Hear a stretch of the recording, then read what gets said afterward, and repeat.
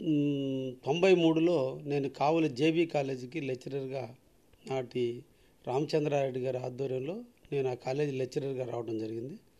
ఆ టైంలో నేను ట్యూషన్ మీద వచ్చిన డబ్బులతో వ్యవసాయ కుటుంబీకుడిని కాబట్టి, వ్యవసాయం అంటే ఇష్టం కాబట్టి, మాది చాలా నిరుపేదమైన కుటుంబం కాబట్టి, నేను మా నాన్నగారి గౌరవాన్ని పెంచే విధంగా ఊర్లో పొలాలు కొనాలి. మా నాన్న ఒకప్పుడు కౌలుకి పొలాలు తీసుకున్నాడని ఎదిగిన వ్యక్తి.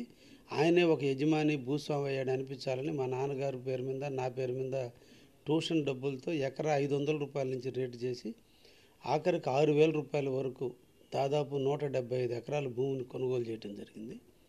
ఆ కొనుగోలు చేసినటువంటి తరుణంలో సీలింగ్ యాక్ట్ రావటం, నాకు అంతమంది అవగాహన లేకపోవటం, ఆ టైంలో కొంతమంది మిత్రులు ఈ భూమి పోద్ది సీలింగ్లో తీసుకుంటారని భయపెట్టినప్పుడు ఫ్రెండ్స్ మాటలని నేను ఆగ్రో ఫామ్ వాళ్ళకి ఆ భూములు ఇవ్వటం, దాంట్లో నేను కూడా పార్ట్నర్గా ఉండటం, ఆ సందర్భంలో ఆస్తులన్నీ పోవటం జరిగింది. ఆ టైంలో నేను రియల్ ఎస్టేట్లోకి వచ్చే టైంలో ఈ మిత్రుడు కోటారెడ్డి నేను ఇద్దరం కలిసి రియల్ ఎస్టేట్ వ్యాపారం చేశాం.